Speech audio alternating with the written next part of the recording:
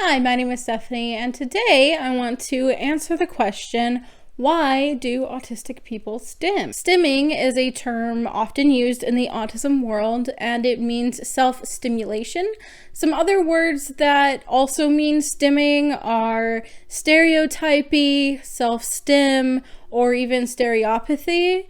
Also, forgive me, my viewers, because I was combining the word stereotypy and stereopathy together, and a lot of you wrote comments about that, so I'm sorry. It's important to be aware of these different words because some practitioners will try to trick parents into thinking that they are okay with stimming, but yet target stereopathic behaviors to try to make them into different categories, even though they're the same thing. Some common stims you might think of when you think of autistic stims are things like hand flapping, jumping, rocking, spinning, finger flicking, and swaying. Well, everyone technically stims. Autistic stims can maybe stand out a lot more because they're different or maybe even bigger, more obvious than the average person stim. A normal stim might be something like twirling your hair or tapping your foot, etc. So everyone does stim, just autistic people's stims sometimes stand out more. Now, for a long time, people thought that stimming was some weird behavior that autistic people did for no reason whatsoever. Behaviorists especially would target these behaviors because they were seen as a means for ostracizing autistic people. They made them stand out and seem different. And some people just saw this as bad behavior or just some crazy thing that these kids did that were just weird and they didn't know why they did it and it made them look strange. So they wanted to make sure to get rid of those bad behaviors that were actually stims that actually have a reason. Thankfully, now most people do understand that stimming does have a purpose, and that is for self-regulation in a system that experiences sensory atypicality. Sensory atypicality is basically a different way of processing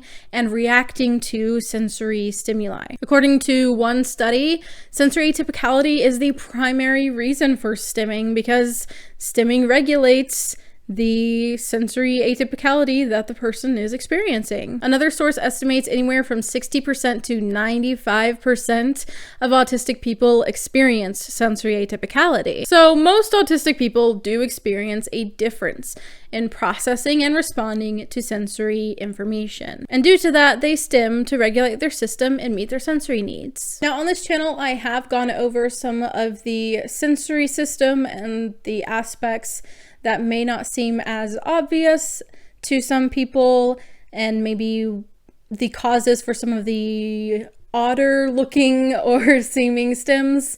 So you are free to check that out. For this video, we're just going to cover the most probable sensory reason for some of the more common autistic stims. Note also that stims can be a form of communication. The body is in need of regulation because of a sudden surge of excitement or joy or fear or nervousness, anxiousness, sensory stimulation or lack thereof. For a variety of reasons, the autistic person may need to regulate their system, and that includes emotions. Many stims can be seen as expressive, though their function to the body is typically one of a type of sensory regulation. Since the autistic brain is different from the non-autistic brain, many autistic people are very sensitive to changes, even in feelings like happiness and sadness, or feelings that are more nuanced than that. And this can be difficult for the autistic person to even know because many of us deal with alexithymia, so we don't even know maybe what emotion that we're experiencing or feeling. All that to say that we're going to look at the sensory aspect of stims, but they can be used in a kind of expressive way as well. So hand flapping is a common autistic stim. I experience it more like this. Some people do like the actual flap like this, but mine's more like a a shake, I guess. This helps meet the need for proprioceptive input. I actually have a video here on my channel about proprioception that I'll try to link in a card for you. For a basic understanding, proprioception is like the body's awareness of where it is in space, and it gets that information from receptors in our muscles and joints. Finger flicking is also a thing that you might see, and this also can meet the need for proprioceptive input. Both of these are very common in the expression of things like happiness and joy, or anxiousness and nervousness. Jumping can also fall under proprioceptive input, as well as running or pacing. Rocking, which is one of mine that I've had for quite a while, I feel like, is more vestibular input. And vestibular input is very close to proprioceptive because they both manage things like balance, coordination, agility, etc. However, vestibular specifically deals with information coming from the inner ear. That's why head movements and things that involve all of that fall under vestibular. Those who are seeking vestibular input might be rocking or spinning, which is another very common one, or swaying to meet that vestibular input need. Now, a lot of the time, stimming falls under a form of sensory seeking. However, these behaviors might actually be a means to override an overwhelmed system to try to regulate when the overwhelming sensory information cannot be removed. The person might use different stims to try to override and bring some type of sense of regulation to their body. So while stims can be expressive of specific emotions, they can also kind of clue you into when someone might start to get overwhelmed, even before the autistic person themselves may realize it. You may start to see an uptick in different stims. They might get more violent looking, I guess, aggressive seeming, I don't know how to put it any other way, like faster and bigger, and just, it's clear that there's almost like a loudness to them, whether that is literally, because some people do sounds and stuff like that, or do actions like clapping that make sounds. These types of things can clue you in on the fact that their attempts at coping and regulating are increasing and increasing because they have not managed yet to regulate from here. So now they're going and going and going. And this is a good time to maybe try to figure out what's going on. If you can provide some type of accommodation for them to maybe go regulate or be removed from the situation so they're not so overwhelmed, or maybe give them some noise canceling headphones, maybe a tight hug if that's okay with them, or a weighted blanket, which those things provide proprioceptive input. Proprioceptive input does tend to be a very big thing with autistic people. Now, targeting stims themselves is not really an effective or productive thing to do. A lot of times through things like ABA therapy or behaviorism, stuff like that, they will try to target the stim behavior because they don't want someone to be bullied or they think it is disruptive, etc. However, this is just taking away the coping mechanism that someone has created to meet a need in their dysregulated system.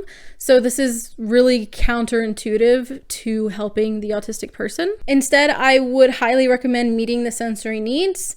And if you want to take them to a therapy or feel that they need therapy or you need therapy, you might consider occupational therapy and learn about the sensory profile that you specifically have, and maybe follow a sensory diet, which is not about food, but is about different sensory input to help you be more regulated. A more regulated autistic person is not going to need to stim as much. A lot of times intentional stimming can meet the needs before they become out of hand and dysregulated, and that can set them up for success. So instead of trying to target the stim to get rid of stims, it is better to meet the sensory needs of the person so that they can focus, that they don't need to stim as much. And either way, stims really shouldn't be shamed, because these are the way that the body and the brain have learned to meet the unique needs that that person has. I hope that this video helped you understand why autistic people stim and some of the types of inputs people may be looking for when they do some of the major stims that people are aware of. So if you found this video informative or interesting or helpful, go ahead and hit that like button and let me know your thoughts in the comments below. Did you already know this about stimming? I know a lot of my audience already knows a lot about stimming, but I did want to reach out to some of you who may not already know.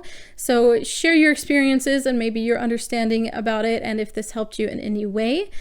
If you are interested in autism-related content from me, you can go ahead and hit that subscribe button. I do upload to this channel hopefully every Thursday at 4 p.m. Central Standard Time, except for the last Thursday of the month where I try to go live with you all. Thank you to everyone who supports me here on YouTube as YouTube channel members, those who give through Ko-fi, my patrons on Patreon, and a special thank you to my Spaz tier patron, Philip Noah. Thank you so much for watching. I hope that you have a wonderful week, and I'll see you in my next video. Bye!